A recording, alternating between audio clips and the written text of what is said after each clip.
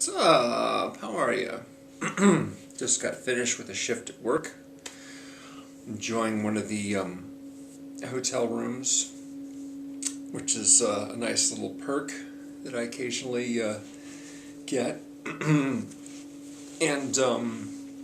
having a drink, and wanted to do a video, which is a tag video, although I haven't been tagged exactly, but I thought that I would just do it because it was fun. One of the channels I'm subbed to is called Roll Credits. The girl who is on the channel, she thinks she lives in the UK. Can't be sure about that, but she did this thing which she posted on Sunday called the coffee film tag. Like I said, she didn't tag me, so I am not tagging anyone in particular, but if you want to do it, please do. That would be great. So the coffee film tag basically is basically coming up with some recommendations and some disrecommendations based on different types of coffee. For example, the first one is called black coffee. And it is defined as a film that is hard to get into for me personally, but has loads of hardcore fans. Roll Credits basically sort of focused on movies that came out this year. I decided, since I had been recommending so many movies going all the way back to 1995 this year, that I thought I'd do the first half of the 90s only, so 1990 through 1994.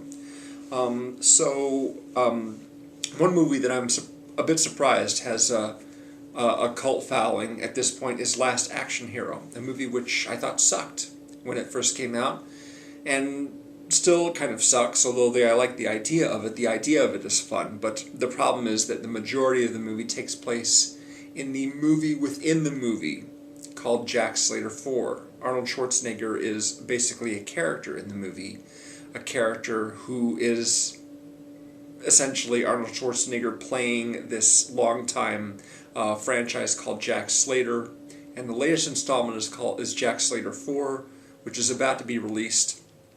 And the main character, the kid, named Danny Madigan, who's played by Austin O'Brien from the first Lawnmower Man film, he basically is given a magic movie ticket, which actually catapults him into the movie. So he's basically wandering around in the movie as it's playing. And there's some funny stuff in there involving appearances by other actors, and the fact that in the world of a Jack Slater movie, there's no such person as Arnold Schwarzenegger. So when they walk in the video store, all the Arnold Schwarzenegger movies, such as Terminator 2, star Sylvester Stallone instead, or things like that. But for the most part, the Jack Slater 4 movie is pretty terrible and has loads of continuity errors, and it's just basically pretty dumb. And so you're forced to basically watch this movie during the movie that could be a lot better, which is the overall Last Action Hero film. So yeah, it has its good points, but for the most part, I really don't like it very much. I think it's poorly made. Intentionally poorly made doesn't excuse the fact that it's poorly made for me. It's still not a very a great viewing experience. Anyway, so that's my pick for the black coffee, if that makes any sense to you. The next category is called Peppermint Mocha, and it is defined as a film that is popular during the holiday season.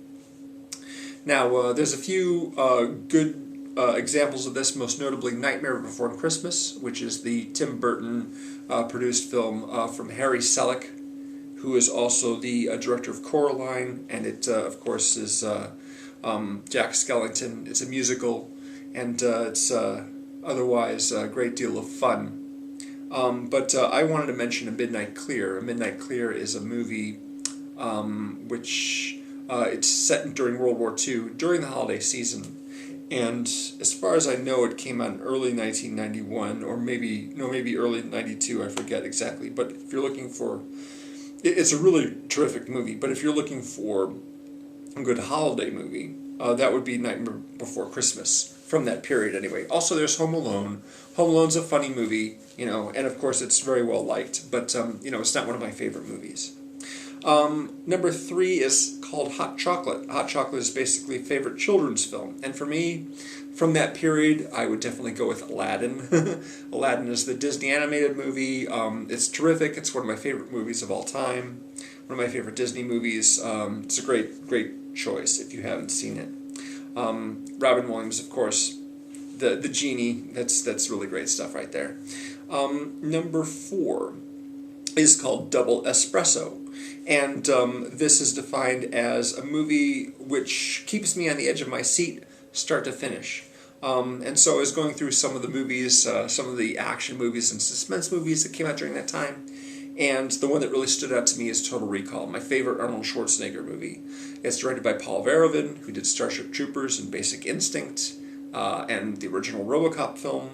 And Total Recall, of course, is with Schwarzenegger basically playing a person who ends up discovering that he has an alternate personality which has been suppressed, and his actual personality, the one that he lives day to day, is actually an invention. And he goes on this mission to Mars to find out what happened to him and try to stop bad guys and things like that. He gets a message from his other self.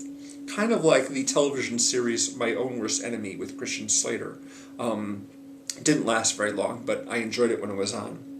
The 5th category is called Starbucks, and it is basically a movie that you liked that was advertised anywhere, a ubiquitous film, a movie which seemed to be all over the place all the time. Now there's a bunch of movies that are marketed so heavily that you get sick of them, and turn out to be not so great. But one movie that I saw the trailer for quite frequently in front of a lot of the films that I saw during that period, that I turned out that a movie that I actually really enjoyed a lot was the Jim Carrey movie, The Mask. The Mask came out in the summer of 1994, between the first Ace Ventura movie and the first Dumb and Dumber movie. That was the year that Jim Carrey just broke out and became a huge star because he had 3 movies that were all big hits. The Mask was a movie that he never actually made the sequel to, but it was, it did become the franchise that it could have been, but it's a really fun movie. Really goofy special effects for the time, and also the first movie that Cameron Diaz appeared in as well. It's a really fun movie. Well written too. I mean, it's a silly comedy, but it has its virtues. So, number 6 is called Hipster Coffee Shop, and it's basically my opportunity to give a shout out to an indie movie.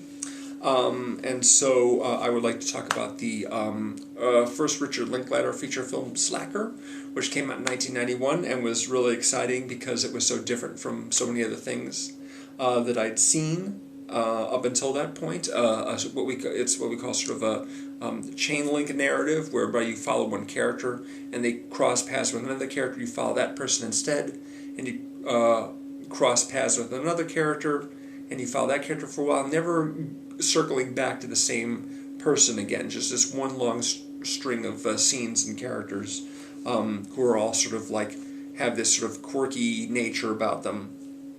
Also, I'm a big fan of Bob Roberts as well. I think you can count that as an indie because it's sort of low budget and not major studio. But it was the directorial debut of Tim Robbins, and he got a lot of his actor friends to appear in it as well. It's a mock doc about a political candidate, a guy, a conservative folk singer who's running for the Senate seat. Love that movie. Came out in 1992. It's been one of my favorites for a long time. Category 7. Oops, I accidentally got decaf. That's the name of it. Oops, I accidentally got decaf. And it's defined as a movie that I expected more from. And in that case, I had a couple choices here, but I decided to go with Dances with Wolves. Dances with Wolves was the Best Picture winner for 1990. It beat out the Martin Scorsese film Goodfellas, which is my favorite movie of all time. Dances with Wolves got lots of good reviews, but a qualified recommendation from my favorite critic at that time. And when I went to see it, I really didn't think that it was any big deal at all. The most noteworthy thing about it for me was the photography, and the fact that the Indians, when the main character played by Kevin Costner meets the Native Americans and tells them that his name is John Dunbar. What they think he's telling them is Dumb Bear. And he says, no, no, no, my name is Dunbar. But then he realizes that his name doesn't even have, a real meaning to it. It doesn't really mean anything. So in the end, he takes on the name Dances with Wolves, which is what the Native Americans give him. So yeah, never really thought that much of that movie. It was fine. But honestly, you stack that against Goodfellas, and it's just like, who cares about Dances with Wolves, really? Category number 8, The Perfect Blend, a movie which is bitter and sweet and very satisfying. And there are lots of movies I could name in this. Goodfellas is one of them, of course. But as far as a movie that is both bitter and sweet, I decided to go with Awakenings. Awakenings came out in 1990, same year as Goodfellas. It was directed by Penny Marshall and stars Robert De Niro and Robin Williams.